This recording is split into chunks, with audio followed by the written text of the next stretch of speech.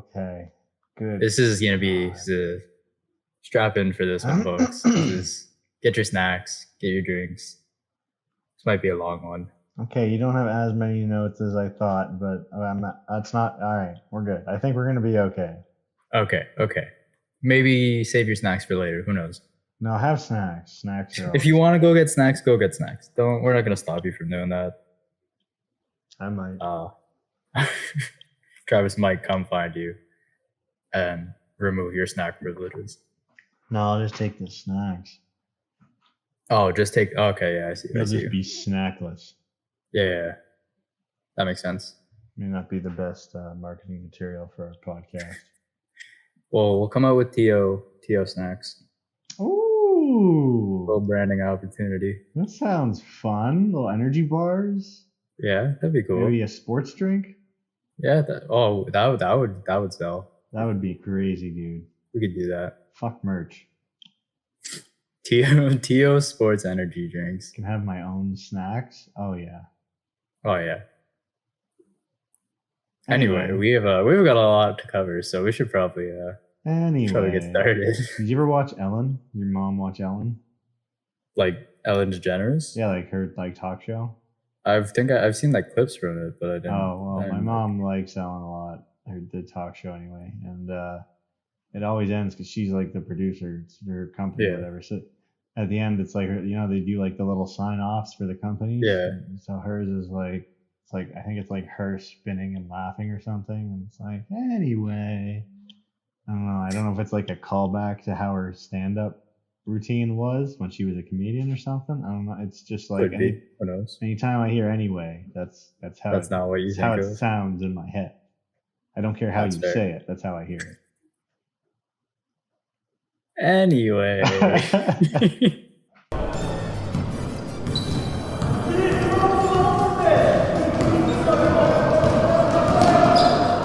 kind of have a type with big men. We're going to do a little recap of all 30 NBA teams in the first week and a half, week and 3 quarters. Because we're notoriously incapable of recording on Mondays anymore, it seems. Yeah, it's now apparently episodes and it's derailed. Now it's just a record when we have time, once a week. Sometimes it does seem to be between Tuesdays and Thursdays. Yeah, Tuesdays with the goal. Yeah, I don't know. We say game design's hell. We got other stuff going on in our lives. So. Yeah, it's hard. We're trying. We're consistent-ish. Continue. Yeah. Philadelphia 76ers. They suck. They're terrible. They're awful. I had them to be winning the chip this year. It's not looking very good right now. No, that looks like a bad call so far, buddy. Yeah, it's a 1-3 record so far. They lost to Boston, Milwaukee, so whatever. But then they lost to San Antonio. That's not supposed to happen. And, they beat Indiana, but it's Indiana. You're supposed to beat them. Yeah, if you didn't, that would also be a problem. Oh, man. So yeah, they should be 2-2 realistically. They should be. I don't think if they lose to Boston and Milwaukee, it's whatever. But losing to San Antonio is unacceptable. Yeah. If they lost to Indiana, I would have just given up on my predictions. They do play Toronto back-to-back tonight and the 28th. So we'll see how that goes. Toronto's going to take a 2-game sweep. Yep. 2-0 for Toronto. I'm not going to officially predict that, but I'm going to, as a fan, I'm going to predict that. Fair enough. I was looking at their points per game, and it's pretty good top-heavy wise because it's Joel, Harden, and Maxey are all above 20 points per game, but then it goes 14 points per game and then 4.7 points per game. Man, way to harken back to my depth conversation because that's pathetic. That is the worst display of depth I've ever seen. You don't have a starting 5 that can put up a competitive score. PJ Tucker is their 5th best scorer at 4.7 points per game, and then it goes 4.7, then 4.3, and then 3, and then 1, and then it just keeps dropping. And then there's Matisse. Oh my goodness, pardon me, sorry. That's gonna be a soundbite. No, I'm trying to do my best to get that out of there. Sorry. But, continue. But yeah, their depth is terrible. Philly needs to turn around. I know we're only 4 games into the season, but like, come on. I don't know. Toronto's not a stellar defensive team, but when this is what you have to defend, I feel like it's easy to outscore them. Yeah. Next team, Milwaukee. We're just gonna go in order of team name alphabetically. Milwaukee is the only other team that's undefeated. Although they're only 2-0, they've only played 2 games somehow, and other teams have played like 4 or 5. They beat Philly and Houston, so take what you will from that. But Giannis is looking like an MVP candidate the way he's playing, even though again it's only been 2 games, and they're currently the best defensive team in the NBA. So people have them. People have them as the favorites to win it all this year, and honestly, I see it. It could definitely. They're definitely going to be a threat regardless, especially if they are every year. But we have that conversation: is how long does being a threat really mean anything? Yeah, but like when you have Giannis and Drew, like you better have the best defensive team in the NBA. Yeah, I would hope. Like you have 2 guys who are easily DPOY candidates, like every single year. 2 of the best defensive players at their position, no matter what position they have. I would argue the best defensive guard and the best defensive power forward. Yeah, that's fair. I would say I would put Drew Holiday above Marcus Smart, even though Marcus Smart won it last year. I think Drew Holiday is a better defender. Yeah, I would agree. Chicago, 2-2. They beat Miami and Boston, which is huge. But then they lost to Cleveland and Washington. Cleveland, I understand. Washington. What? Washington's kind of been on a hot streak, so like I get it. Okay. But like, well, they're last, so obviously we'll get to them. But they're all the way down the list, so eventually we'll get there. DeMar is also looking like an MVP candidate. Really, he's putting up like 28 points per game or something like that. He's literally been making defenders look like a joke, and it's like. Right now, the way it's been looking is if you don't double team him, he's gonna score on you. Yeah, is very impressive. DeMar is clearly, since San Antonio, has like really turned it around. Granted, he wasn't that bad in San Antonio either. He was just on a terrible team. So like, it is what it is. He led the team in scoring in 3 of the 4 games and assists in 2 of the 4. So it's not even like he's just scoring; he's playmaking too. Clearly leading the team. But for them to be like a serious contender, the rest of the team needs to step up like a lot. Like Zach LaVine is stepping up. Nikola Vucevic has like occasional good games. But Patrick Williams for a 4th overall pick is looking awful. This is terrible, dude. 5.7 points per game on 22 minutes per game. Almost 23. Yeah. And he's just sitting in the corner, not really moving. He doesn't cut. He doesn't do the small things. His defense is okay. But 5.7 points doesn't make your defense that fucking valuable to me. Exactly. Like, whoa. So if you're gonna be a 4th overall pick, I expect more from you. Absolutely. Even though he shouldn't have been the 4th overall pick, he got picked like super high. But like, doesn't matter. There's a new expectation. I don't care. Yeah, if you're 4th overall pick, that's now your expectation. That's now the play you have to live up to. Do better. Like Josh Giddey got picked at 6, and everyone was like, "Oh, that's a little high," and then Josh Giddey lived up to it. Yeah, there you go. So like, come on, Patrick Williams, step up. The Cleveland Cavaliers, Donovan Mitchell looks so comfortable in Cleveland. He looks so much better than he did in Utah. Really? He's averaging 33.3 points per game in their 2-1 start. Wow. They lost to Toronto. They beat Chicago and Washington. Mitchell scored 31, 32, and then 37 and led an assist in all 3 games. Oh, wow. And Darius Garland isn't even active right now. Damn. Like, this is a good team. That's like impressive, dude. This team is better than I thought they were. Yeah. And, like, I already thought they were a terrific team.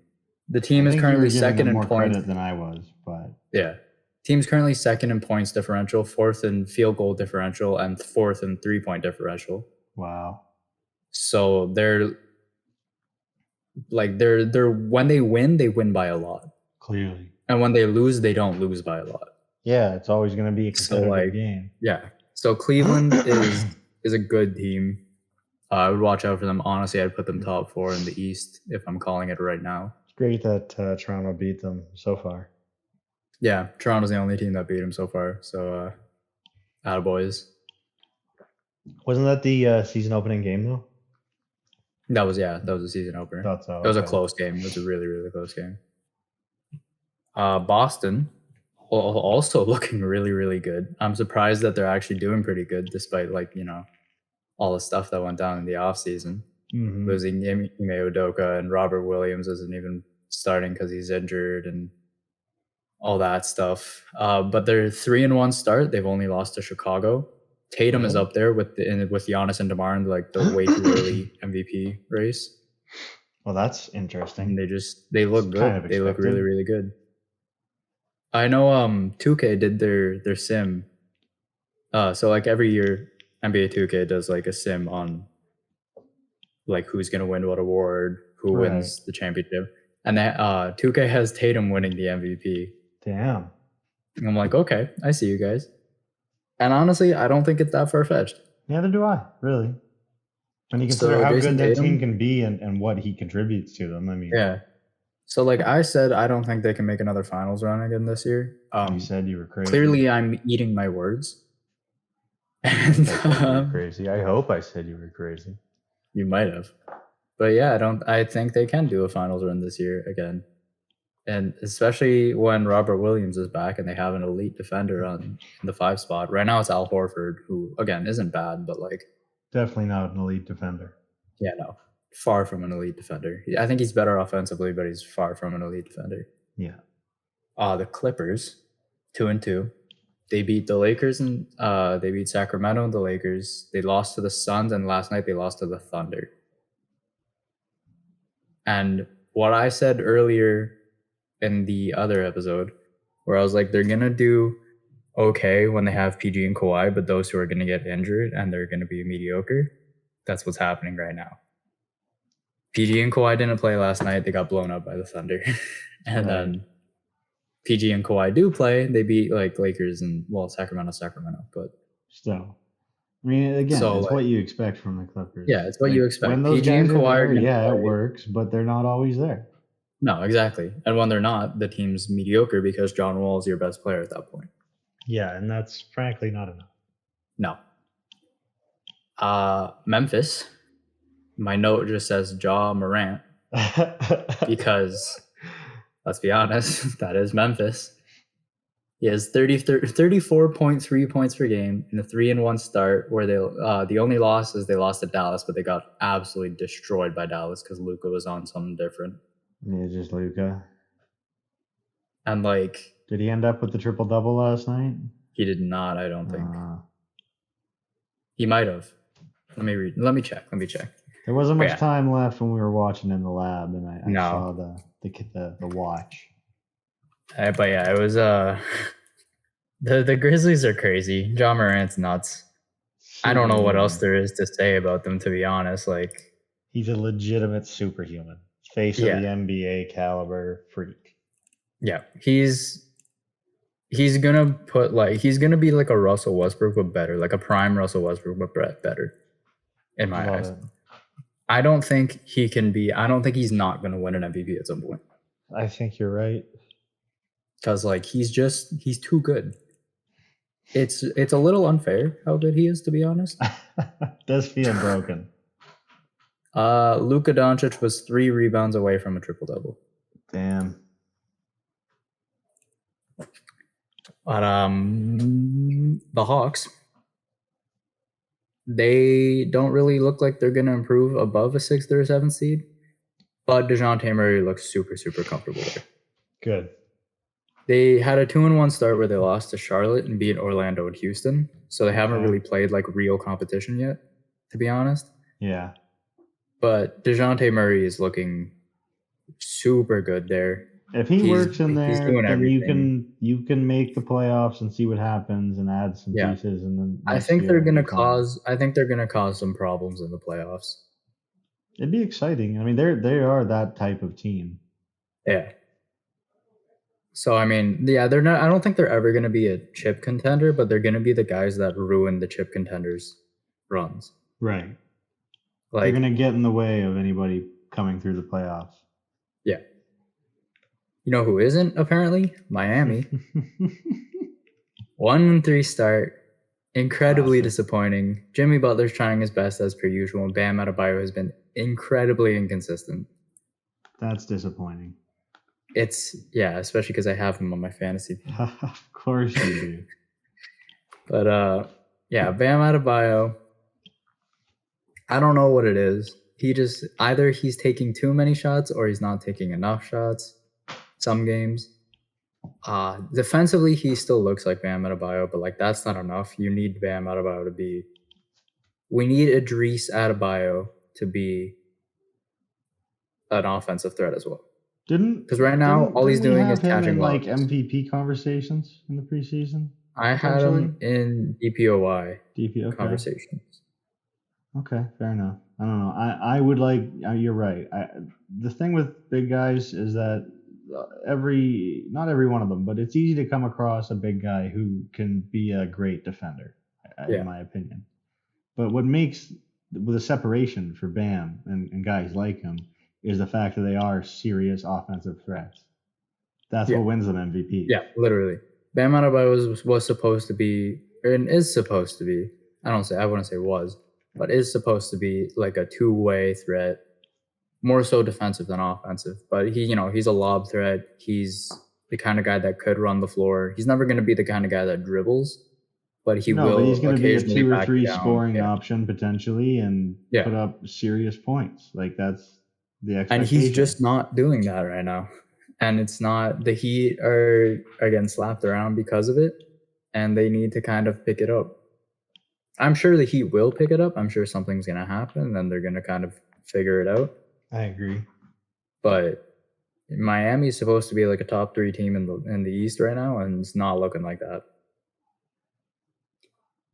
And something else I didn't look at is the Hornets.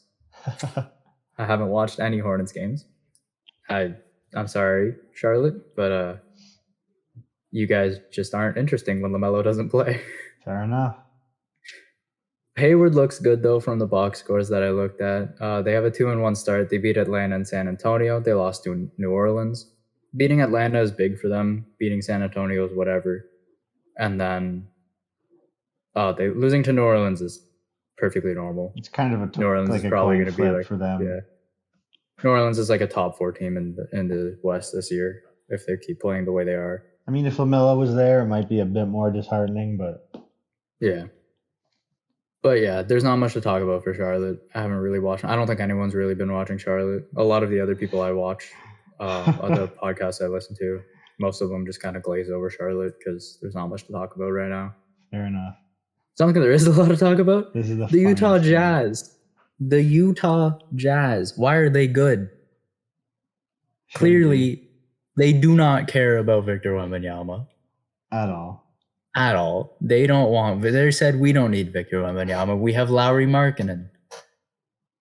Which I mean, that those don't normally. I would never have said that sentence if they weren't 3-1 and beat Denver, Minnesota, and New Orleans. Which is crazy.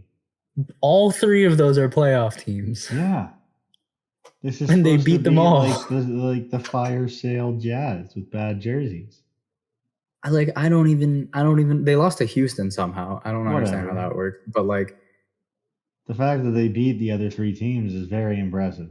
Yeah, if they stay this hot and they manage to keep on going, like, I don't know if by next week or next time we talk about them, say by the 10th game, right? If they put up a 7-3 or a 6-4 record, I think they can make the playoffs. If they keep that trend, is what I'm saying. Fair enough. And if they do, not going to be a contender, obviously. Their best player is Lauri Markkanen, but they're going to cause a ruckus in the playoffs. It's going to be great to watch. I don't know if they will. They could get bounced in the first round, but they could. It's going to be a fun story. It would be a fun story, just seeing the Utah Jazz in the playoffs. For next season, I would imagine. Yeah. Sacramento is they're still Sacramento. They're 0-3. Yep. They lost to Portland, the Clippers, and Dallas. De'Aaron looks good. Sabonis looks good. Kind of stops there. Yeah. They need to do something. They need to make some moves. trade De'Aaron Fox and Domantas Sabonis. They need to do what the Utah Jazz thought they were doing. Yeah. Like, how disappointed would you be if Victor Wembanyama goes to Sacramento? I would be heartbroken. I would fucking riot, picket the NBA. I really hope he doesn't go to Sacramento because he would be so wasted in Sacramento. Oh, it'd be the end of his career before it even starts. It hurts. Sacramento, just make the playoffs 1 year. Just snap the streak, man. Just be good. Just snap the streak for one year. And then you can go back to sucking. You just gotta make playoffs once. New York, 2-1 start. They haven't really faced much competition like around their level. They lost to Memphis. I'm pretty sure they got blown out by. Then they beat Detroit and Orlando. RJ Barrett's terrible right now. I think he's shooting like 40% from the field. Not what you want to see. on pretty mediocre numbers. Oh, that's bad. It's not a big proving year for him, right? Like, this was supposed to be. Yeah, it's supposed to be a big proving year for him. Yeah. It's not looking great, but I think he can turn it around. Again, it's early in the season. Like, he's gonna be able to do something. Hopefully. And we'll see. I'm gonna keep my eye on RJ Barrett. You have to. The Lakers. Nothing's changed. They're still terrible. Airball. Oh yeah, it was terrible. 0-3 start. Didn't even touch the netting.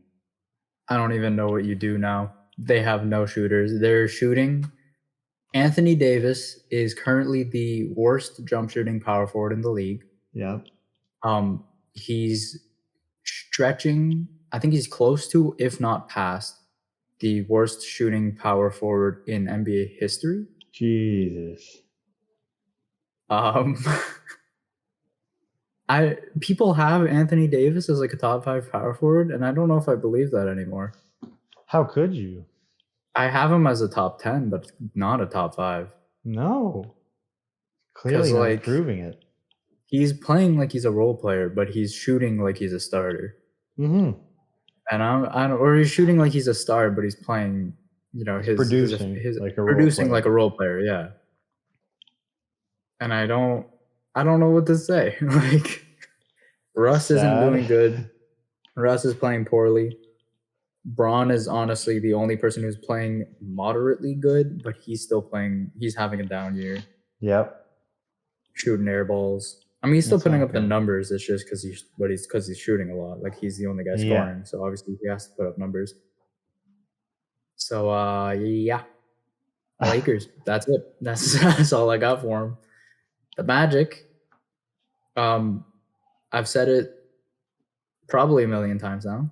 I'm gonna say it again. Paolo Banchero is nuts. He is so good. Despite the 4-0 start, Banchero has been super impressive. He's been averaging like close to, if not above, 20 points per game. As a rookie, that's crazy. Cole Anthony's been decent. Jalen Suggs looked like he's starting to kind of make that step towards the top 5 pick expectation. Love to see. So, like, I'm happy about that. I think Orlando's going to kind of be able to, in the next few years, I could see Orlando kind of pushing their way back into the playoffs. I don't think their record means squat this season. I think that right now they should be playing to develop Paolo. 100%. And that's it. Like, don't worry about your working around him.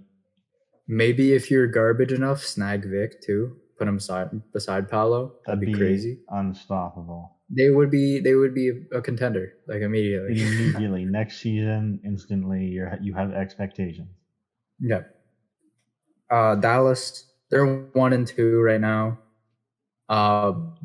It's Luka, a little bit of Christian Wood. They currently hold the best offensive in the league and the best net rating. So your offensive rating minus your defensive rating. Fair enough. So they're not bad defensively, and they're really, really good offensively. The only reason they're 1-2, I think, is because they've had a hard schedule. Oh, okay. Like, they had to play the Pelicans last night. Yeah, we were watching that. Yeah, they beat the Grizzlies, and then I forget who else they lost to. But they haven't had the greatest first 3 games in terms of the schedule. At the end of the day, it is 3 So games, so how much can you really judge? But the yeah, underlying stats bode well. yeah. So like they look like they're on the upswing. I don't think by any means they're gonna have a bad season, especially if Luka has anything to say about it. But he's just been absolutely crazy. Brooklyn are kind of like the Lakers a little bit. They have a lot of star power, not much success right now. Granted, they had to play New Orleans and Memphis. They've beat Toronto, but that's about it in their 2-1 start. They currently have the worst defensive in the league as well. Not really a shocker when you have Kevin Durant, Kyrie Irving, and Ben Simmons, who used to be a defensive powerhouse, but now forgot how to play basketball. Fair again. Oh man, he might be one of like the greatest busts of our generation, right? He went from so good to so bad with literally in like one playoff run. Yeah. It took one playoff run for Ben Simmons to just lose his confidence, and he never got it back. Yeah, and has never really threatened to even like get close to his expectations again. Yeah, I think he's averaging like 6 points per game. Good God. Where's the 25 point per game Ben Simmons who was averaging like 2.5 steals? Like, what happened to that Ben Simmons? It looked in preseason, it looked like Ben Simmons was back, except he thought he could take jump shots and he still couldn't. Yeah, that was a bad sign. Then we made it to the regular season, and that confidence just kind of disappeared again. Went away. And there was just more. no more Ben Simmons. And I don't really know what you do about that. Yeah. Oh yeah. You trade for Ben Simmons and you trade like James Harden for him. And this is what you get in return. This is what you get in return. Awful. Terrible. Very Brooklyn move. Yep. Classic Brooklyn move. Invest in guys who are past their prime, even though Ben Simmons is 24 years old. Like, come on. Denver, they had a 2-2 start. They lost to Utah and Portland. They beat OKC and Golden State. So it's kind of just like a mix of, it's the coin flip good of the NBA. Good and bad games. Yeah. Jokic is still insanely good and is indeed the reigning 2-time MVP. He's making that very clear. Less. But yeah, that's about it. Like, Denver's been very coin flippy lately. Yeah. I think it's also just Jamal Murray trying to figure out how to get back into the groove. He hasn't been for like a season and a half, so like it's gonna take some time. Yeah, it'll take some time. MPJ is looking shaky, which I don't want to see that from MPJ. Obviously, I want MPJ to be like good. Absolutely, I want everybody we talk about to be good. Yeah, but yeah, that's about it. And Denver's gonna need some time to kind of figure it out. But I don't doubt that they're gonna figure it out probably by the All-Star break, if not before. Good news there. The Indiana Pacers, Benedict Mathurin is crazy, is absurd. 24 points per game in their first 4 games. He hasn't started a single one. That's what blows it away for me. He's doing 24 points per game off the bench. Yeah, like that's 6th man of the year now. As a rookie. That's nuts. Like, when he got drafted, he had a quote where he said, LeBron is going to have to prove to me that he's the best player in the league. That is gangster. And honestly, making a case. He's backing it up. He's backing up his words. It'd be different if he was averaging like 12 points per game, but bro's averaging 24 off the bench. That's like, yes, stupid. The Pacers are 1-3. They suck. But that means nothing. No, they have a future. They have Tyrese Halliburton and Benedict Mathurin. To win a championship. He said, I'm coming to be the best. Shout out Benedict Mathurin, Canadian. Huge. He's going to be playing for the Canadian national team at some point. Huge. I love Benedict. He has the swagger. He's the kind of guy.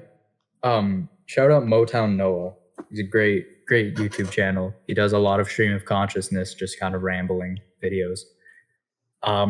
He described Benedict Mathurin as the kind of guy that will clamp you up on defense, steal the ball from you, steal your lunch money, go down to the other end, hit 8 windmills, and then just like stare you down coming back down the court.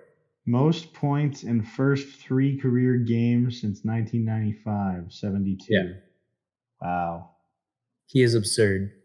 That's pretty If he nuts. keeps this up, he's no doubt, like he might beat out Paolo Banchero for Rookie of the Year. Wow. I see no way he couldn't. That's going to be a fun race, man, if this keeps up. Oh, yeah. Like, I'm super excited about Benedict Mathurin. I think he's going to be a star. Sounds like everybody should be. Like, yes, he's on Indiana, so he's getting the ball a lot, but, like, clearly he's making good use of it. Get him the ball. He's shooting, like, 40-something% from 3 right now. Yeah, he's proved he fucking deserves it through 3 games. Like, yeah. Like, I don't know what else you do about this. Like, he's Benedict freaking Mathurin, man. Exactly. So, shout out Canadian, shout out Benedict Mathurin. Keep up the good work. I'm going to be watching very closely. I might get an Indiana Pacers jersey if he keeps it up, to be honest. Jeez, that's a bold statement. That's saying a lot. That's a bold statement. Yep. New Orleans, Jonas Valanciunas is great. Brandon Ingram is great, but he's concussed. Zion is not bad. Could be better. He's injured. CJ McCollum is also great. New Orleans is spooky. That's it. That's all I got. They're 3-1 start. That's accurate. They're the theme of the holidays. Yep. They're a good team. Zion's injured and they're still good.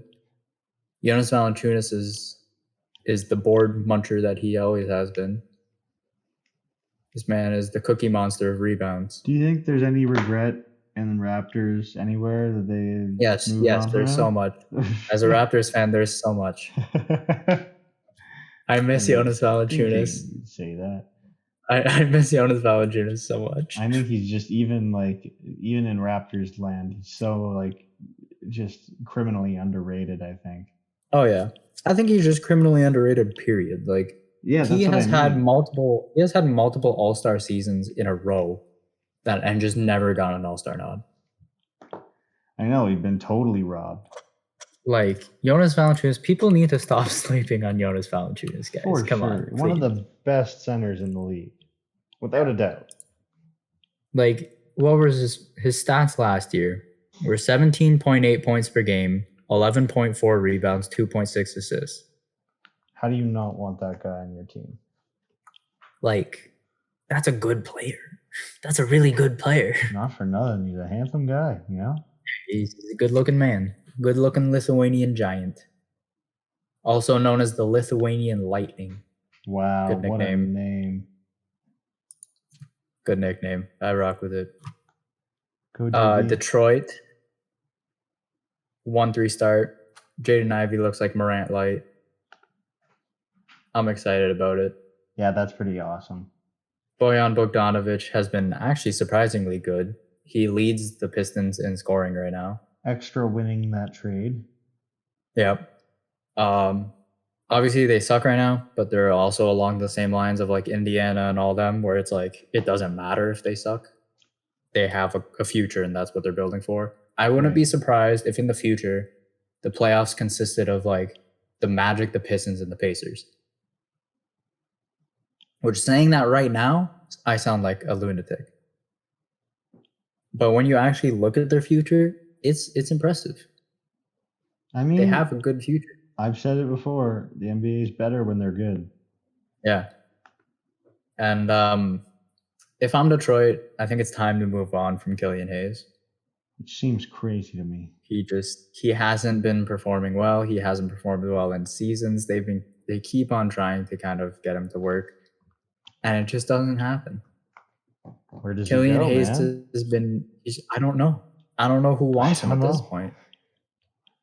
Like, he's not starting point guard material. Career he's 6.6 points, 3 rebounds, 4.5 assists in 96 games.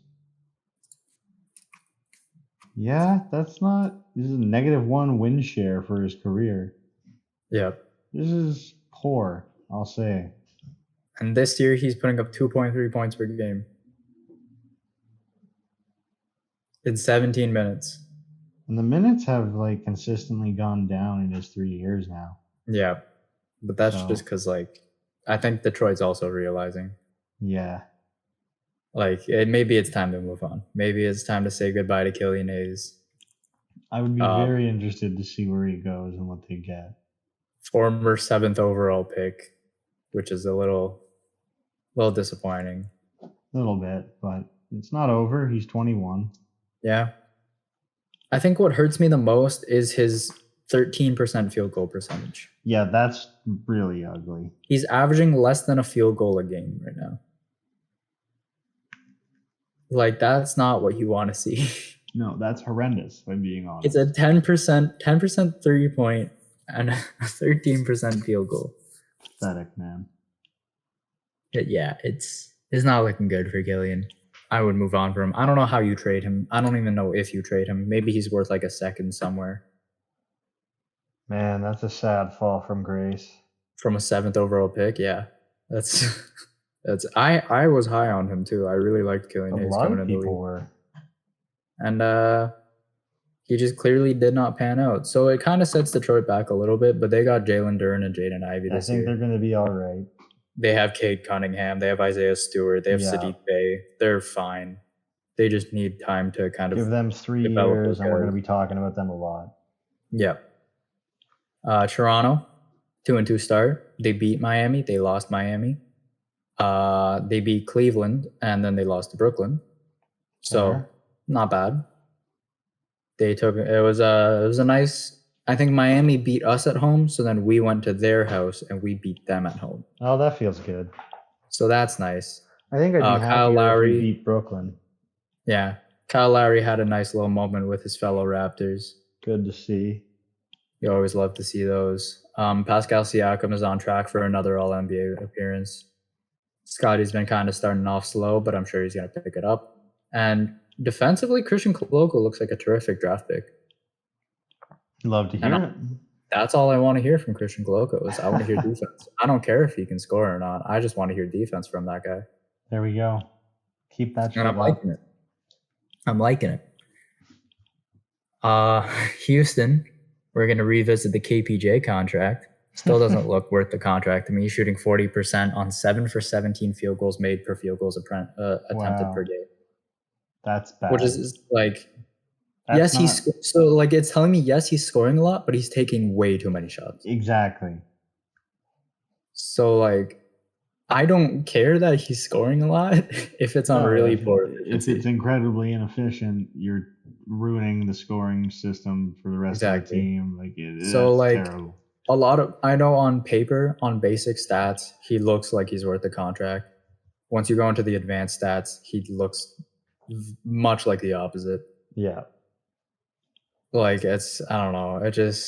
I think his plus minus isn't great either. He's not impacting the game well for how much they're paying him. I have much higher expectations from him, and he's just not even coming close. Again, it's 3 games, but this doesn't bode well.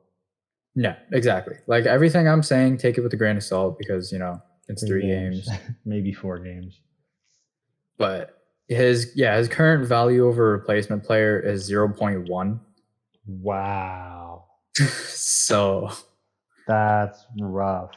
It's telling me that he's not, like, his player efficiency rating is higher, but like that's it. Damn. When he's on the court, the team's plus minus is a negative 9.8 per 100 possessions. Looks like a bad move so far. Yeah, it's not looking good. But I mean, you have time to turn it around, KPJ. Absolutely. I don't think he's bad. Like, I don't think he's gonna be bad. I just don't think he's worth the contract. Yeah, I would agree with that. And I think that it's not like a diss on anybody, but you can be a great player and still be overvalued. Yeah. So, I don't know. Good luck, KPJ. Figure it out. Prove me wrong. I want him to prove me wrong. I want that to happen. Hear this, don't worry. But San Antonio, we're gonna move on to them. They clearly don't also care about Wembanyama. They had a 3-1 start. They beat Philly and Minnesota. Wow. Like, what are you? What is this? You're San Antonio. You want to be bad? Your What, best they want to make player. the tank race exciting for after the All-Star break or something? Yeah, clearly not. Maybe, I don't know. They're just holding on for now. Their best player is currently Keldon Johnson. Trey Jones is also doing pretty solid. But like, not a team that I thought would be 3-1 after 4 games. Not at all. I thought they were going to be 0-4, to be honest. There's only one 0-4 team in the league right now, right? There's, I believe so, maybe 2. The Lakers are like 0-3, and then yeah, OKC was 0-3, but now they're 1-3. Phoenix 3-1 start, pretty nice. The Suns are using DeAndre Ayton way more, which is very good. But Chris Paul's age is definitely hitting him on the offensive side. I still a terrific playmaker and defender, though. Obviously, that's what you're paying him for. But yeah, but he's Chris Paul. You kind of want that little elbow jumper from the free throw line. And not for nothing, after kind of the off-season stuff, it's probably good that DeAndre Ayton's getting to kind of take more of probably what makes him feel valuable. So, like, good job, Phoenix. Clearly, it's working. They're 3-1. So, I mean, keep it up. I don't know what else to say to you guys. Monty Williams knows what he's doing. I trust him. I think they're going to probably be really good in the regular season again, but then they're going to suck in the playoffs. As is the way in Phoenix. And that's about it. OKC, without Shea, they're terrible. Shea played last night. They beat the Clippers. 1-3 start. That's it. Shea didn't play 1 or 2 of those games. And then they lost both of them. Josh Giddey is kind of looking like he's stalling out a little bit in terms of, progression, which doesn't mean that he's not good. It just means that he's not an all-star. Right. He's like, he's an elite starter. He's still excessively valuable to a winning team. Yes. You just might be able to pay him a little less, which maybe not. That's OKC. There's not much to talk about for them. Minnesota 2-2 start, both wins versus OKC. So take what you will from that. Should be a 4-0 start, to be honest, since they played OKC twice and Utah and San Antonio. Yeah, so they have yet to play a good team. But that's pretty much it. Definitely Anthony Edwards' team right now, but Rudy might snag it from him, to be honest. And Cat's been terrible. That's really disappointing. I'm not going to lie.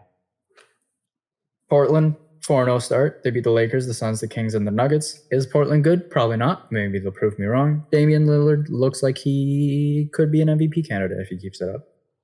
That feels like a hot take.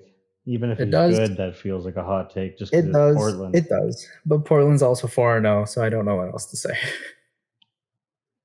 Golden State, Steph and Wiggs are great. Poole's balling out off the bench. They have a 2-2 start. That's about all I have to say about them. Great. They're the Golden State Warriors. Washington, 3-1 start to beat Indiana. Chicago, lost to Cleveland. And then their 4th game, they beat Detroit last night. Okay. I mean, they're looking good. Maybe not the playoffs good like I had predicted, but still look like playing material. But they are team. Yeah. I like them. They blew out Detroit like 30 points last night. Wow. So that's the NBA recap after 43 minutes. Jesus. So now we're gonna zoom through a new segment we have.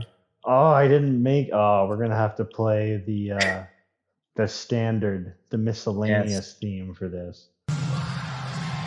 Hey, how about a little something, for the effort, It'd be a lot cooler if you did. We're going to talk about the F1 race real quick. I'm just going to skim over it real quick, but I'm a huge fan of F1. Newfound. Newfound passion. We may have other listeners who are a video gaming racing wheel. We don't know. We can't prove it. Who knows? Yeah, no, there are no photos yet to prove it. But we might have an F1 fan here or there, so I figured we might as well talk about it. This year's driver champion, Max Verstappen, ties Michael Schumacher's record of 13 wins in a season after the Austin race last weekend, with his eyes on 14 in Mexico. Red Bull also secured the Constructors' Championship in Austin, ending Mercedes' 8-year win streak. Wow. And bringing Red Bull their 5th championship. Imagine being a champion for 8 years in a row, just in any sport. I knew Mercedes was good, but I thought Red Bull had it a lot more competitive Yeah, over no. this span. I didn't realize Mercedes just held it for so long.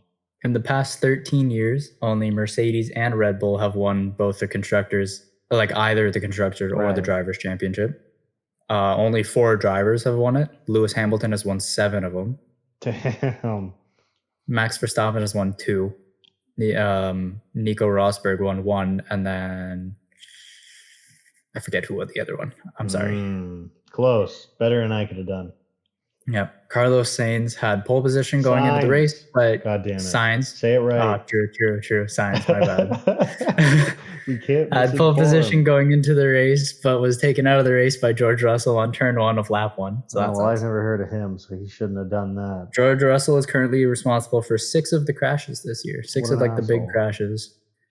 And he drives for Mercedes. Oh, he definitely sounds like my kind of guy. He's just a bully on the best team. Yeah. And the F1 Mexican Grand Prix takes place this weekend from the 28th to the 30th. Excellent. So you can watch some Toronto basketball and some F1? Yeah. And then Halloween right after the Grand Prix.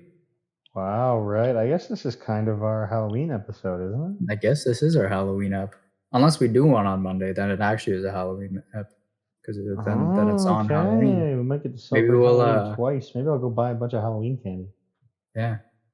We're not on video, so we can't really dress up or anything, but Well, I could tell you I'm dressed up and nobody would be the wiser. That's true. Maybe I'll dress up as a basketball player and I'll wear my jersey. It's a good idea. Yeah. All right.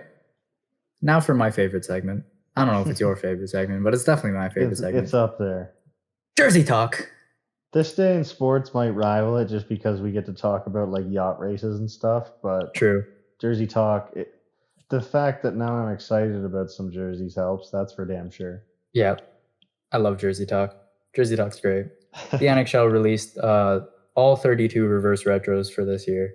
Which is how you do it, by the way. Give it all to every other sport. Please follow what the NHL is doing. Just drop them all at the same time. For City Connect jerseys.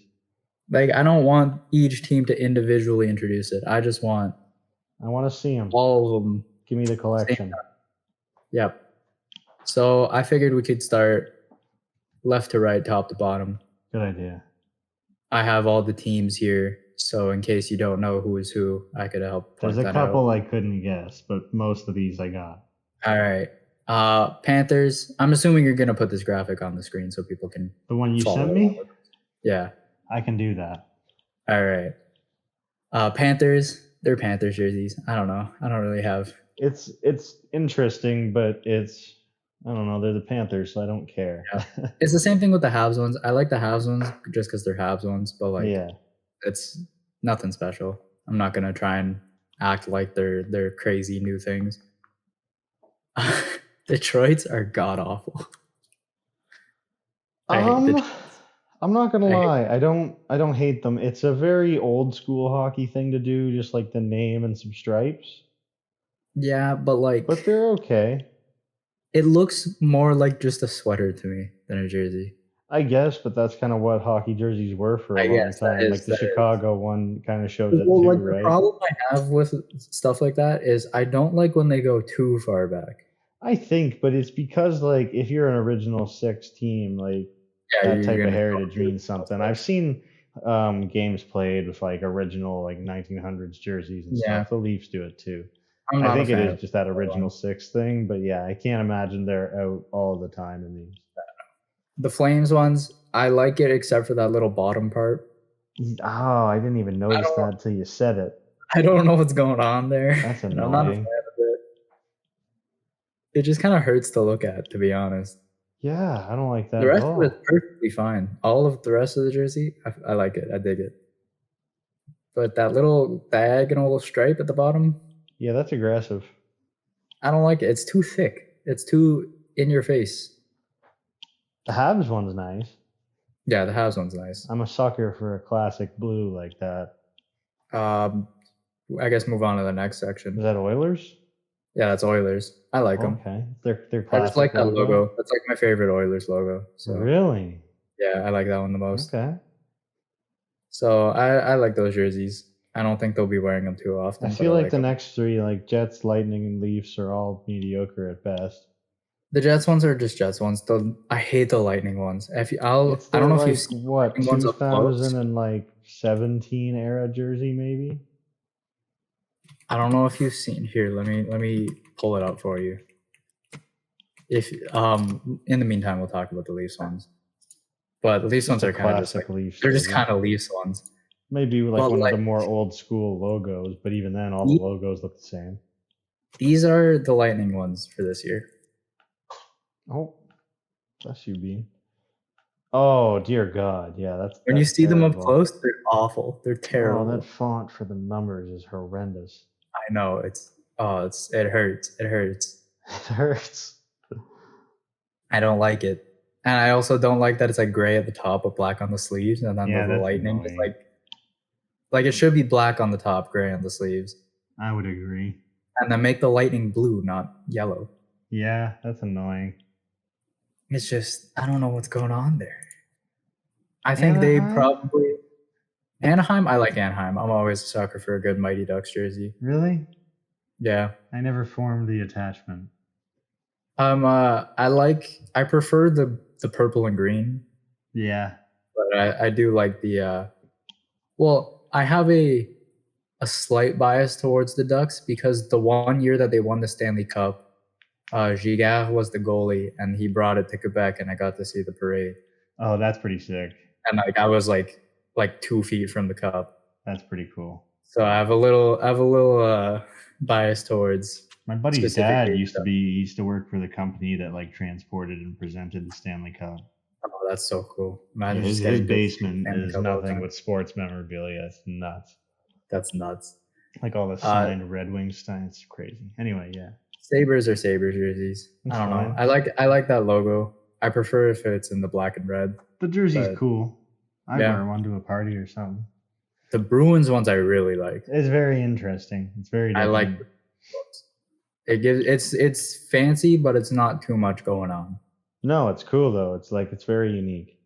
Yeah. So good job, Boston. It's the only time I'm going to say that to you guys as a Habs fan.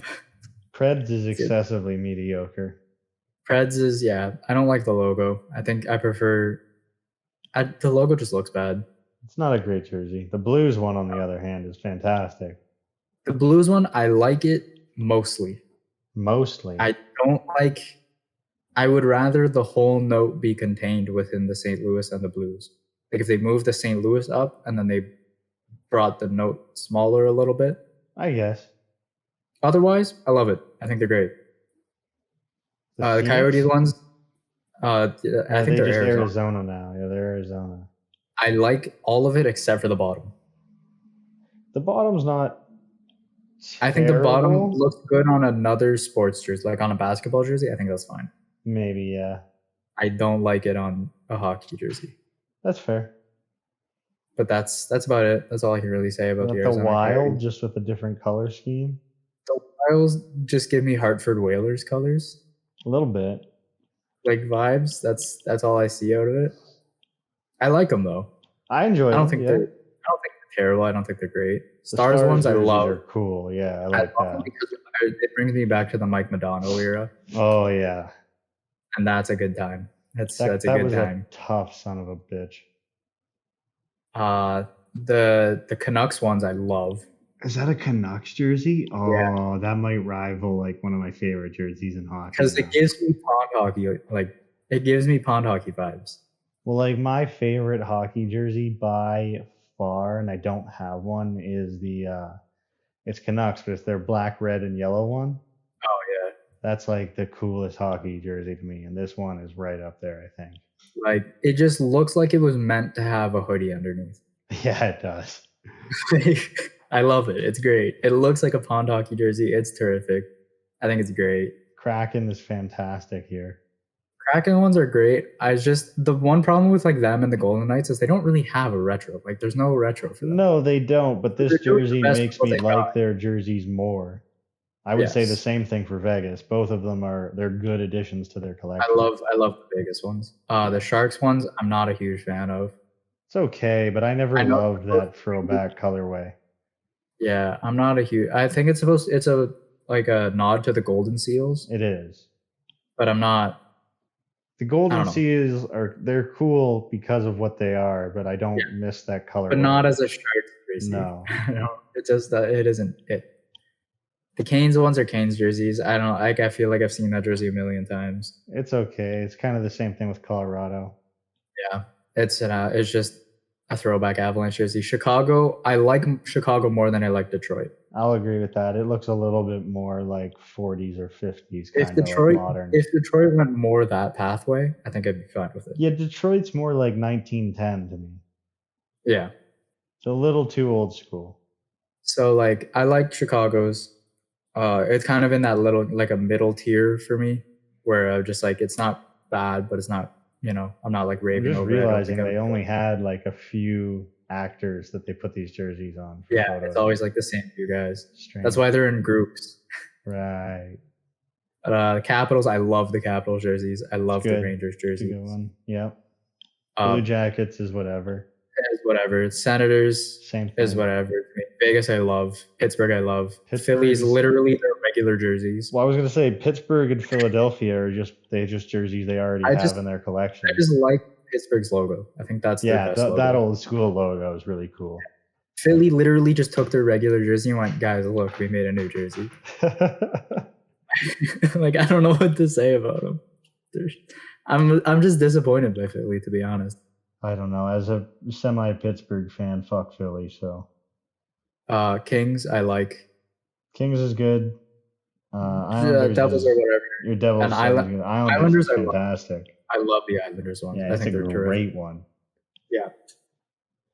But yeah, that's our jersey talk, I guess. But like, yeah, we kind of speed ran jersey talk there. That's okay. I'm gonna have to speed run a few things. I did want to kind of quickly cover NHL. We're not gonna do this every week, but once baseball's over, we'll have a little bit more time. So. I got my eye on the three of you guys. You put one thing, you're out of this game. Now I run a clean game here. I have any trouble, I'll suspend you. I'm listening to a fucking song. These are from a couple days ago now because we put off recording a bit, but Atlantic Division, Bruins, Panthers, Sabres, all 4 more wins. They're also all, Panthers are 19 goals for, but the other 2 are scoring they've got more than 20 goals for so far, so they're scoring well. High differences, so they seem to be blowing them out. Panthers look like they're going to fall back to earth, but Sabres and Bruins are looking good. Only a two goal differential. Yeah, not fantastic. It looks like they're just chalk that up to competition. Yeah. But Canadians, Lightning, Senators, all only 3 wins right now. Canadian and the Lightning have negative point differentials. That's not good. Canadians have kind of expected us to be bad, but I think in a few years we have Yuri Slafkovsky, we have Nick Suzuki, we have Cole Caulfield. Yeah, you have a good future going. Yeah, we got a good future. It always seems to be a coaching thing in Montreal. Yeah. If you get a great coach, it's great. I trust Marty, former Lightning legend. There you go. Back with Vinny Le Cavalier. It was a good time. I missed that time. It was a good time. Central Division. Stars, the only team with 4 wins. They're 4-0-1 when I took this picture, or the screen grab, I guess. Avalanche, Blues, Blackhawks, all doing okay. Predators, Predators, Jets, Wild, and Coyotes all seem to be a train wreck. Nobody has a positive point differential. The best is a -5 for the Jets. Nobody has the most goals for is 19. It's real ugly. That's not what you want to see at all. Metropolitan Division, Pens and Flyers both have 4 wins, except the Pens are extensively outscoring everybody else in the division. Pens are that is their division now. The next closest point differential to the Pens is 10 less. It's the Hurricanes at 5. So, and they're in 3rd place. So it's Pens are real good. Islanders, Jackets, and Capitals are at the bottom, but literally from the Hurricanes down to the rest of the division, nobody has more than 3 wins. It seems to it just doesn't even matter. Yeah, everybody's got 3 wins. It's just a varying number of losses. So But the differential, I feel like, doesn't lie here. Yeah, no. And It's the Penguins. oh yeah, it's That's it. Penguins. Pacific Division finally. Flames, Golden Knights, both 4 wins, sitting up top. Very similar too. Similar goals for and against, similar differential. Looking competitive. The Kraken. That's about it. Yeah, the Kraken have 2 wins, 3 losses, 2 overtime losses at this point, which had them in 3rd place. But man, nobody here is good. The Canucks, no wins at the time. Ducks only have 1. Yeah, the Pacific Division's not looking good either. I didn't realize, like, maybe this will even out a bit more. I always see hockey as an excessively kind of competitive, everybody's almost the same sport. Yeah, this is. Anyway, I feel like the Pacific is like the complete opposite from the Atlantic. well, Because the Atlantic looks super geographically, competitive. yes. Well, I meant just I know. Yeah, you're right. competition-wise. You're absolutely right. The Atlantic Division looks by far and away the most competitive. And then the Pacific is just like the Flames, the Golden Knights, And then whoever else wants to catch up. everybody else. I'm sure Johnny Gaudreau's a little bummed right now Probably. over in the bottom feeder, Columbus Blue Jackets. Yeah. Well, the Flames are riding high right now. That's what you get. Stay Canadian, baby. All right, now we've got an NFL update. And it's the one bonus of like not recording on a regular schedule is talking about every game. But I'm gonna try to not talk about every game.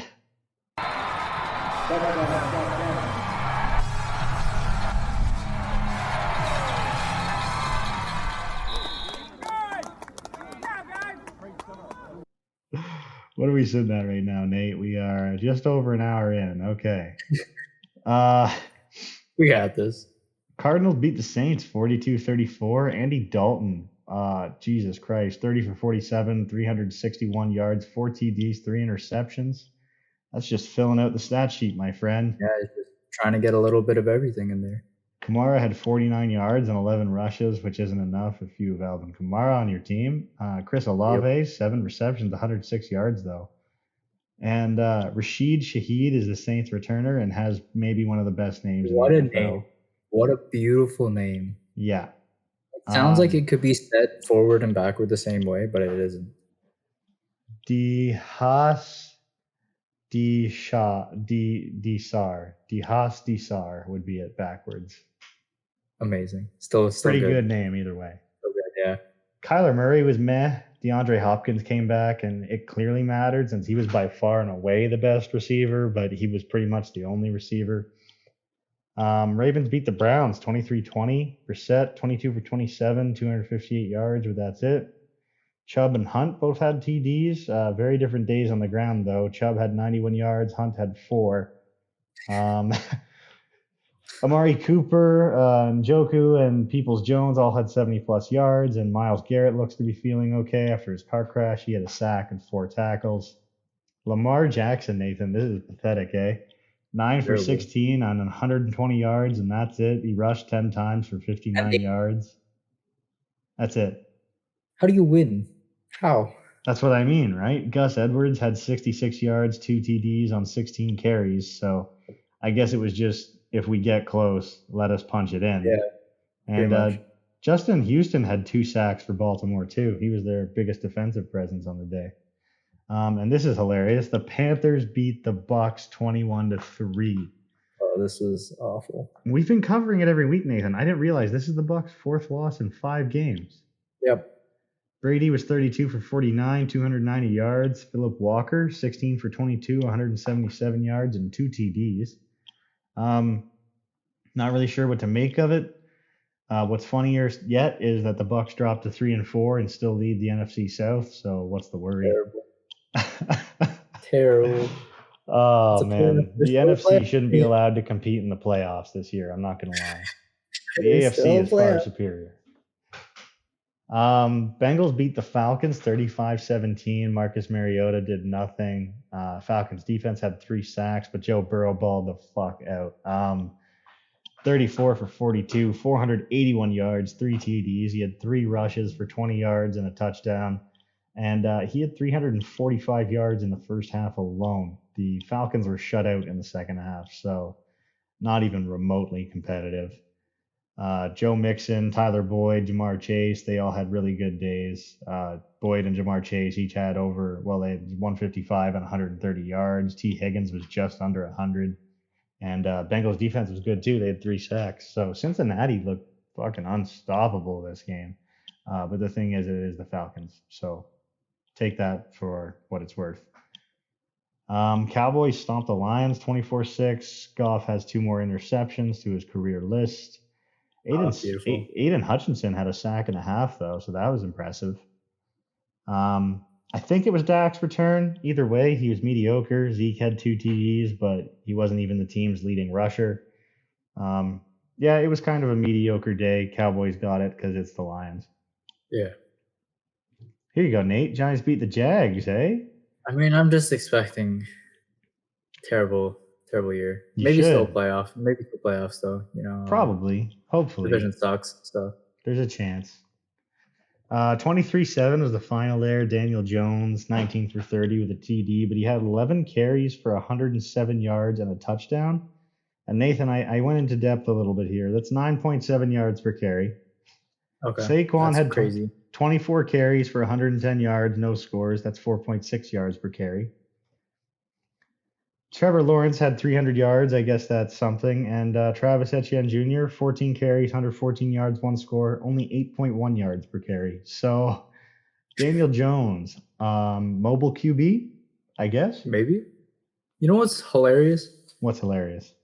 The Giants this week are underdogs to the Seahawks. Right. Because even though the Giants are 6-1 now? Yeah, they're one of the best teams in the NFL. Yeah, the Seahawks are 4-3. Mm-hmm. And the only reason they're underdogs is because the Giants have trailed in all 7 games. Wow.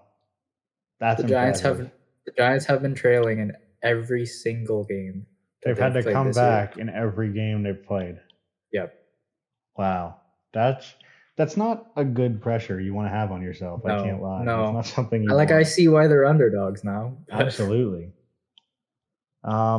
Speaking of potential underdog candidates, the Commanders beat the Packers 23-21. This is the Packers' 3rd consecutive loss. And what's worse is they led 14-3 in the first half. Rodgers didn't have 200 yards. He was 23 for 35. He did have 2 touchdowns. But Taylor Heineke was 20 for 33 with 201 yards, 2 TDs, and an interception. And Nathan, do you remember Brian Robinson Jr. being shot in a carjacking? I do, yes. Well, he returned, had 20 carries and 73 yards. So it's good to see that he's back in the same season where he was shot in the leg as a running back. Yeah, he's clearly doing well. Yeah, it seems to be. Titans beat the Colts. I don't know if you would say that's helping out your playoff chances in the division there. Derrick Henry. Yeah, no, that's not going well for us. He's going to get in the way of your playoff hopes. 30 carries for 128 yards. There's 3 sacks for the Titans. And Randy Bullock scored 13 points on kicks. There were 2 interceptions for the Titans, and at least one of them must have gone for a pick 6 because nobody else on offense actually scored. It was just Randy Bullock and a defender. Amazing. So strange day for the Titans, but you like to get a win any way you can, I suppose. Yeah. Raiders beat the Texans 38-20. Davis Mills, great day. Threw the ball 41 times. That's crazy. Derek Carr was all right, but Josh Jacobs, 20 carries, 143 yards, 3 touchdowns. Devontae Adams, 8 receptions for 95 yards. Pretty good all-around day for the Raiders' offensive weapons. No media members got pushed over this time. Also, Devontae Adams was very careful getting off the field and made sure that all the media members could cross before he went into the tunnel. Jets beat the Broncos 16-9. Russell Wilson was out for this game with a hamstring injury, and Zach Wilson continues to do nothing, but the defense wins them games. And honestly, it wouldn't be worth talking about this game if Breece Hall didn't have 4 carries for 72 yards and then blown out his ACL. Yep. Michael Carter, Braxton Berrios, and Zach Wilson also had some rushing yards once he was gone. And surprisingly, Michael Carter, who's going to be probably their top running back option now, was also a top receiver today on 2 catches. He had 45 yards. So Jets are going to need to find some new weapons, and they just might have done that, as we'll get to later. Yeah.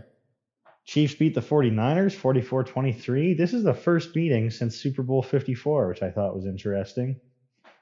Clearly didn't have any impact on Patrick Mahomes, as he had over 400 yards, 3 touchdowns. Mecole Hardman had 2 TDs. Clyde Edwards-Helaire had 1.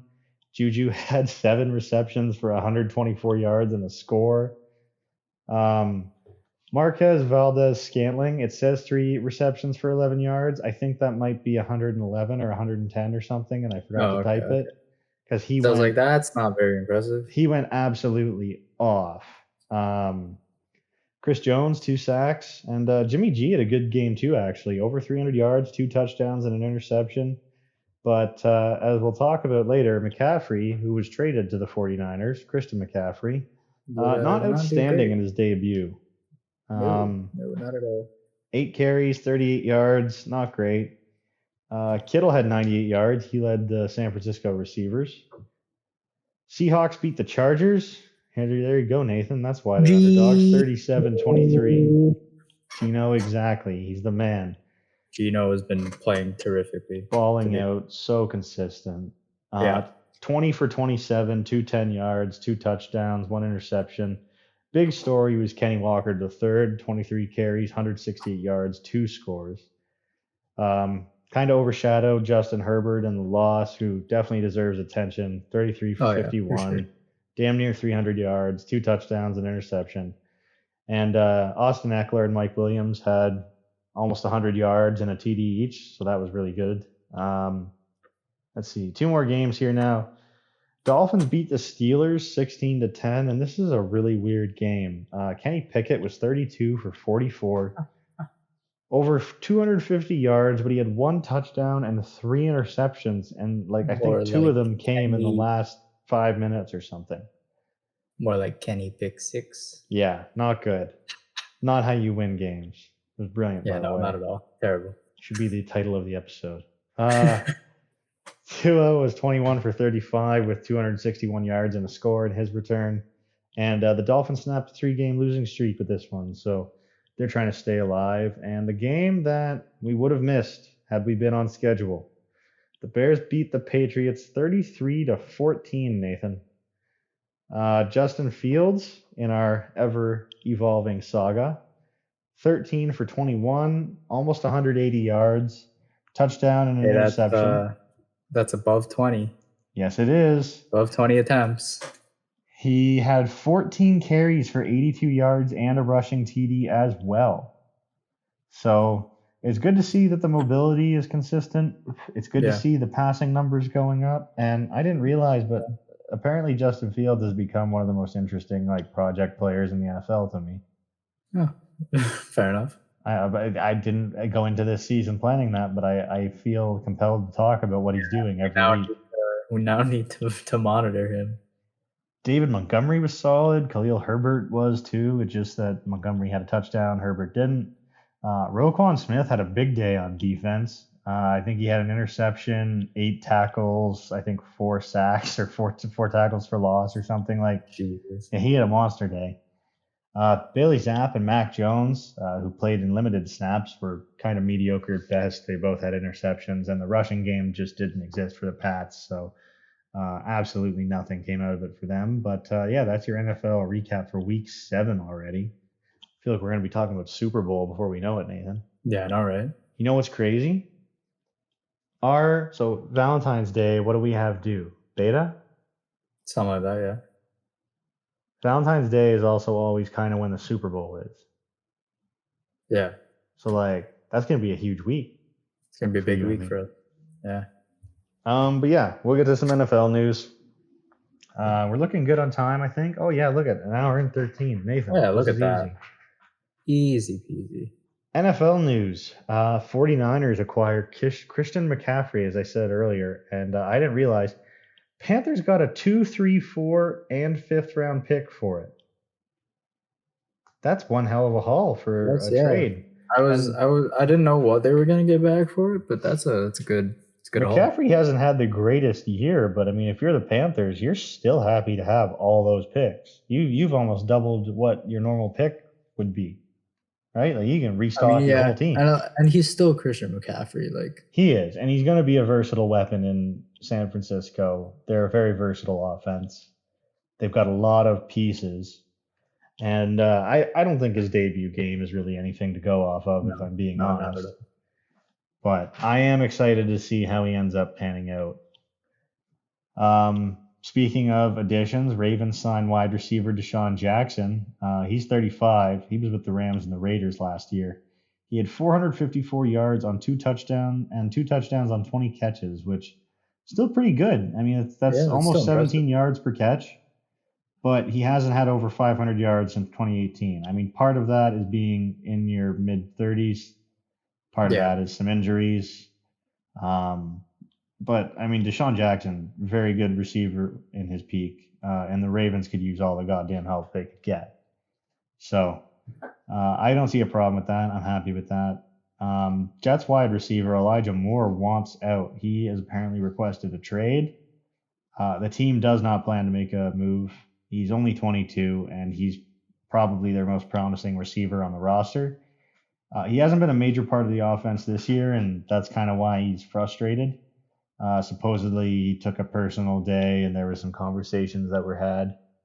But the Jets are going to have to work, they're going to have to work him in somehow now that Breece Hall is out. So not that Breece Hall being injured is a blessing in any way, but I think it may be a blessing in disguise that you can potentially get both Elijah Moore more ball time and maybe actually give your fucking nothing quarterback a chance to do something. I don't know how I feel about young guys requesting trades. It happens a fair amount in the NFL. Because at least in the NBA, I think it's a big no-no. It doesn't look good. As a young guy, you shouldn't request a trade. You should just ride it out until the end of your contract and then figure it out from there. Nathan, are you just an old school guy? Maybe. But I just don't think young guys should request trades. I don't think they've earned it yet. I feel like you need to have where you're coming from. If you're Elijah Moore and the team's not using you, you haven't really had a chance to prove your status with. No, I understand. I understand. That's frustrating. Yes. But I think you're right. I don't think you necessarily should be requesting trades. I think you should maybe outwardly project that you're requesting more playtime. Yeah. Maybe that's a good look. Maybe just want more of a role on the team rather than being I don't want to be on the team anymore, because then it just looks like you're giving up.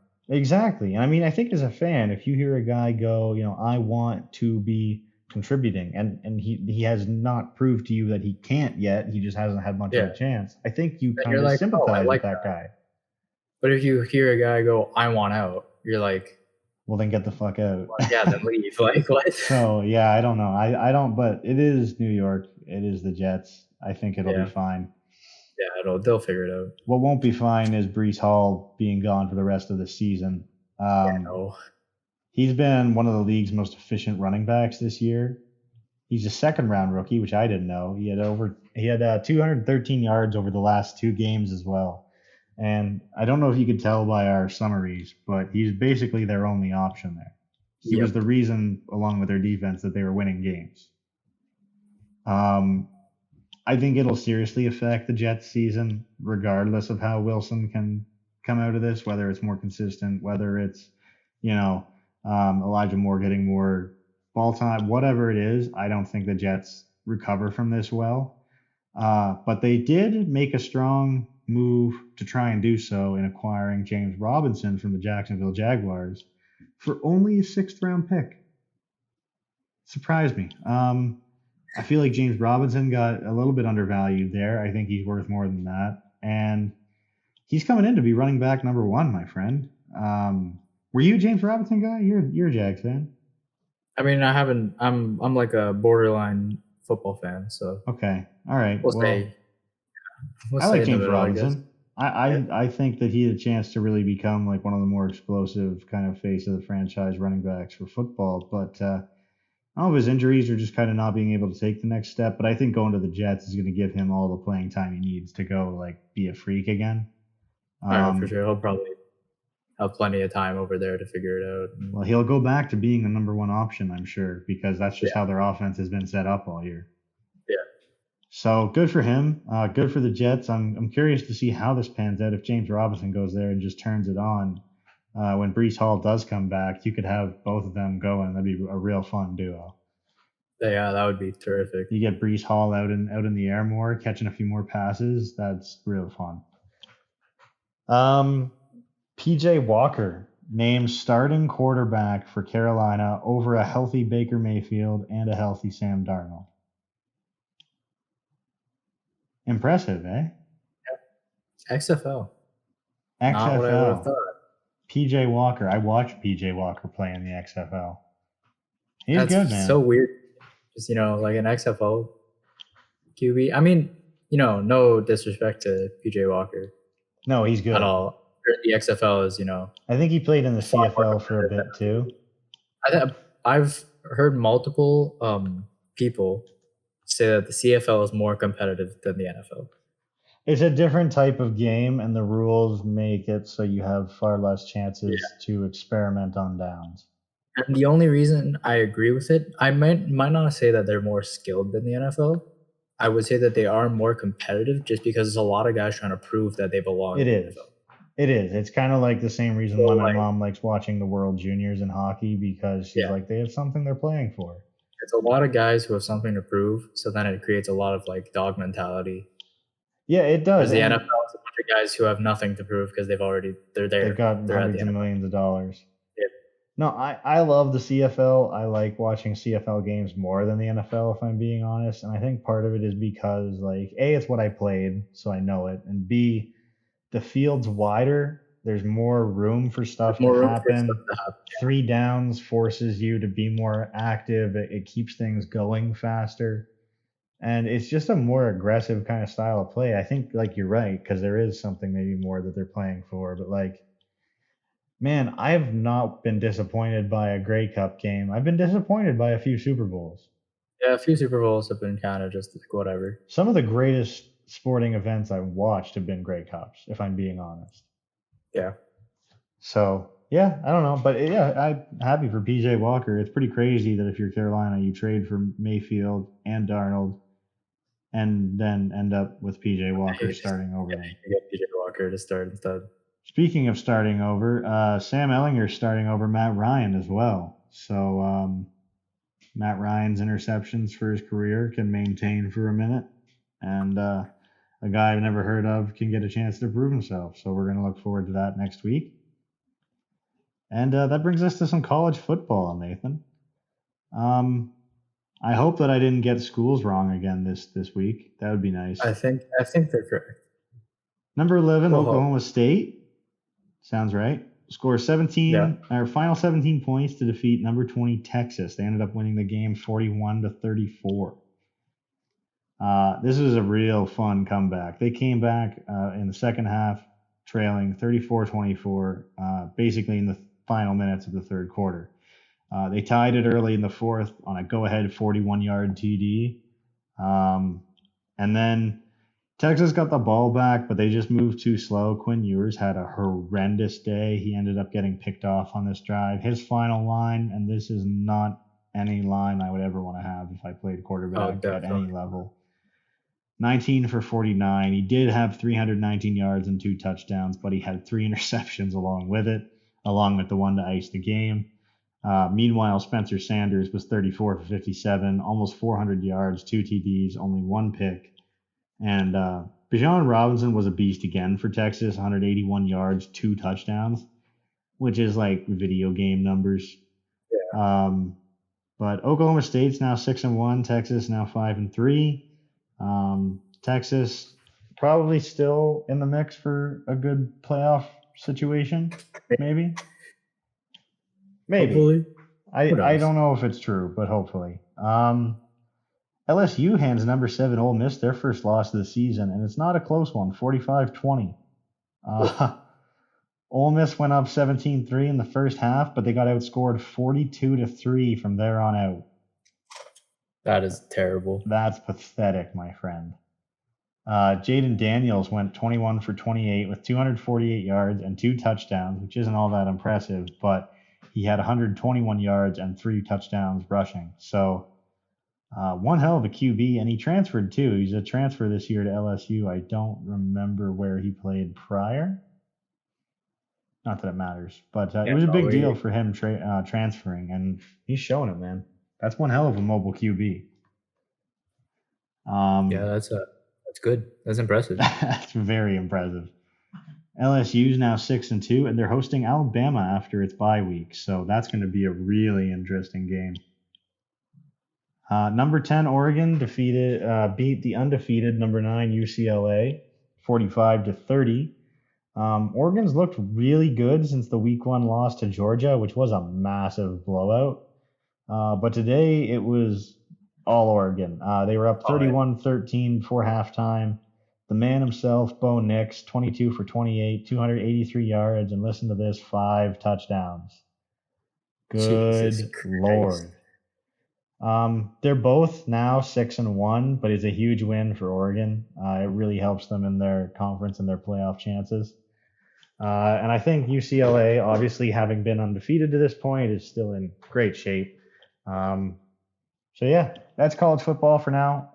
Again, sorry I don't know more, pay attention to more, but I try to get the most integral, most important games. We have a lot to talk about, and we still have a lot to talk about, Nathan.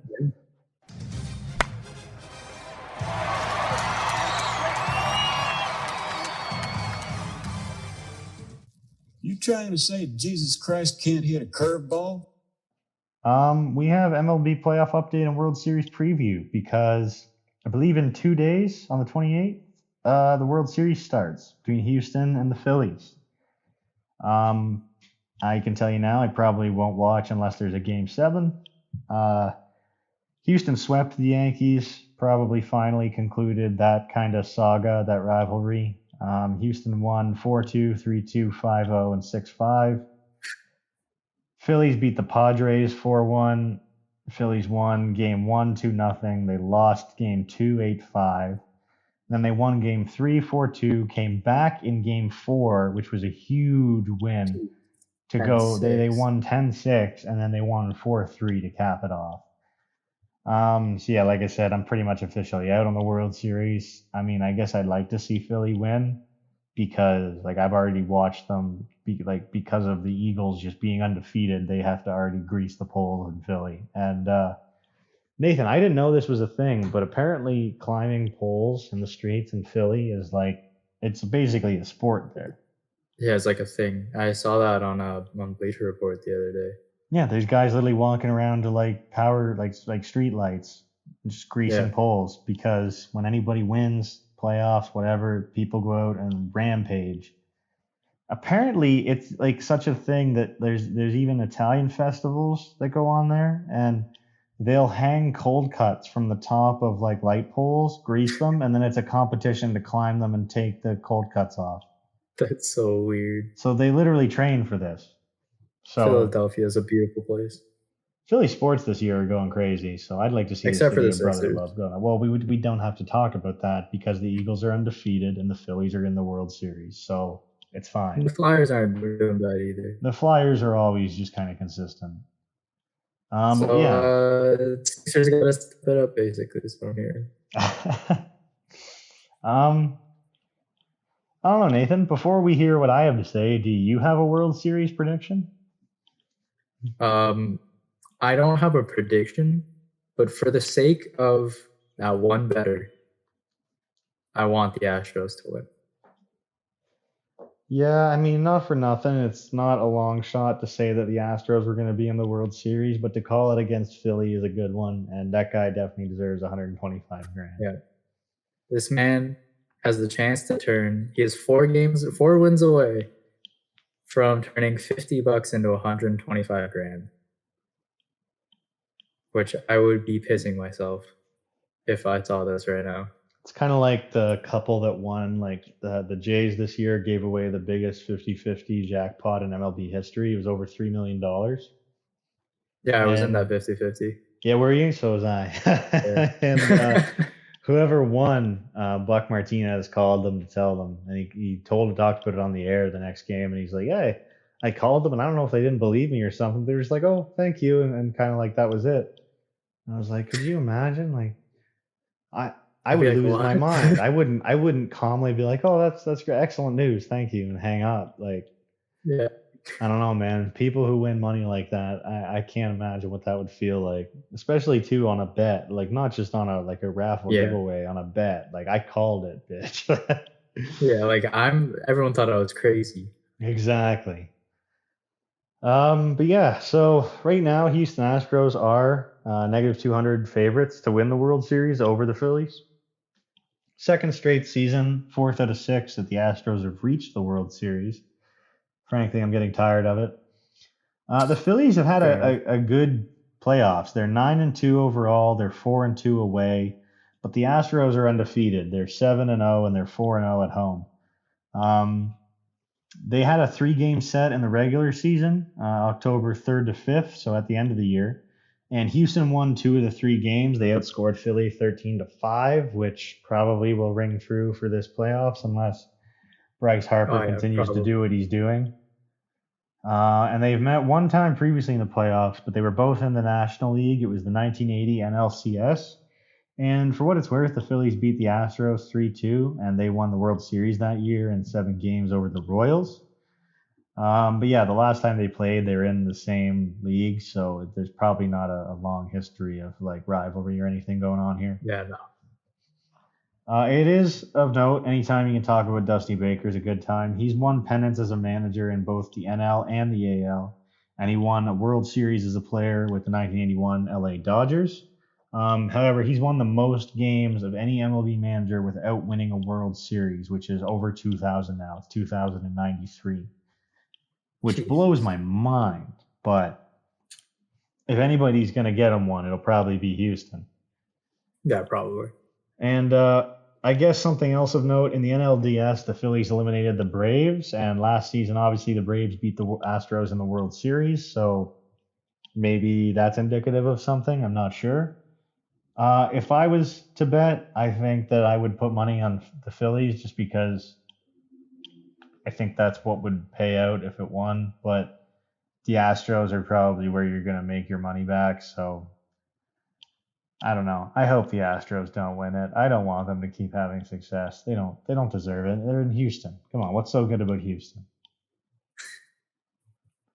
And now to wrap things up, we have a little bit of MLB news. I got a little in over my head on some of the manager research here. It's not necessary. I'll probably not go over that, but start off with something that does make me happy. Altuve, not necessarily this part, but he had the second longest hitless drought, I think, in postseason history. He was over 25, and he broke it with a double off of Garrett Cole in the 5th inning of Game 3 of the ALCS. I think, yeah, it was trailing only Robbie Cano's 0 for 29 stretch for the Yankees in 2012. And for a while there, it looked like Altuve was not going to get a hit for the whole postseason. It was bad. There had to have been like some sort of bet that was like stupid high for him to get a hit like every single game. Well, yeah, I remember there being like 2 or 3 games where it was like Altuve still has no hit at all. So it was being monitored. That's hilarious. This is a good one. You remember talking about the Seattle class that watched the Mariners eliminate Toronto? Yeah, I do actually. Well, apparently Cal Raleigh saw that video and decided to make an appearance at the class since they've been eliminated. So take that. Yeah. But it's pretty cool. Like he saw the video and saw how hyped they were, and then I saw a picture of him like just in the classroom talking to the kids. And he just showed up, just called the teacher, was like, "Hey, is it okay if I came by?" type of thing, and talked to the kids for a while. And I was like, "Holy shit! Like, could you imagine that happening? Terrific. You're in like grade 4, you know, you see some crazy. It is, I think, statistic like by the numbers, the biggest comeback win in all of postseason history for all of the MLB, I believe, at least for a road team. So like to see that as a little kid and then have like one of the heroes of that game come in and be like, "What's up, guys?" Flip your desk, dude. I'd freak out. Yeah, I'd be like, "Oh my god, no way." And then Oh, I guess we'll start with this one because it's a little bit more important. Adam Wainwright said he's not retiring this year. He will be back next year with the Cardinals. And I added his baseball reference page if you care, Nathan. I don't know if you know how good Adam Wainwright really is. I don't think he's a Hall of Famer, but he's been an excessively consistent and impressive pitcher for the Cardinals for his entire career, and he's going to be 41 next year. Oh wow. It was supposed to be him, Yachty, and Pujols' kind of final ride. And Yachty and Pujols obviously did confirm their retirements, but Waino's running it back one more year. Yeah, just like so far an unbelievable career. He's got a career 3.38 ERA, and one of the years that stands out to me, and it might be for a weird reason, it's his 2015 season. He's 33. He's fresh off back-to-back All-Star appearances, and he's injured for most of this year. But he threw 28 innings. He had a 2-1 record and a 1.61 ERA. Not to mention, he had, I assume this is because he came back at the end of the year. He had 4 games started, 7 games played. So he did come out of the bullpen there, and 2 of those games he came out of the bullpen were games finished. So I don't know if he came back late and pitched some long relief innings, but yeah, if you look overall, I mean, aside from that year, there's not many years where he doesn't have 30 games played. And there's a lot of bold on his baseball reference. So leading the league in games started, in innings pitched, in wins. Did lead the league in hits a couple times as well as earned runs once. But he also faced more batters than almost anybody else in the league over his time. So excited to see 41-year-old Waino come back and maybe some St. Louis magic maintains next year. I really wanted them to go farther in the playoffs. I really did. And now for a couple manager hires. The Marlins hired Skip Shoemaker, I believe. Don't know if I've ever even heard of him. I think he was a coach for the Cardinals for the last few years. Rangers hired Bruce Bochy as their manager, 3-year deal. They hired him out of retirement. He's their 20th full-time manager and the first to join having previously won a World Series title as a manager. So that was pretty interesting. If you don't know, he managed the Giants when they won their World Series in 2010, 2012, and 2014. And he's also got over 2,000 career wins. He's got the 12th most in Major League history as a manager. So pretty impressive. Probably the guy to help turn Texas around. Not that I want the Rangers to be good, but good for the Rangers. And my Blue Jays named John Schneider the manager for 3 years. It includes a club option for the 2026 season. He obviously replaced Charlie Montoyo, and he led the team to a 46 and 28 finish. I think Charlie had them at like 42 and 46 or something. So a big turnaround. He was a catcher selected by the Blue Jays in the 2002 draft as well, and he played in some of their minor leagues. And then once he became a coach, he eventually managed guys like Vladdy, Bo, Lourdes, Cavan, Danny, Jordan Romano, Santiago Espinal, Tim Meza. And he actually won championships with them at basically every stop of the minor leagues along the way. So there's a couple of questions at the end of the year, especially with how the playoffs ended, but Jays never really seemed like they were in on any other managers, so John Schneider's the guy, and we'll see what happens over the next 3 years. But my friend, that is that. That is it for sports in the last not quite 9 days, maybe. That is the Totally Offside podcast. Basically 1 hour and 40 minutes. Whoo, it's a bit of a doozy. A little bit of a doozy. So maybe, hopefully, you did get those snacks and those drinks. Yeah, it sounds like a good idea. Clearly, I didn't show up to do anything about them, so. And yeah, it's I guess that's the app.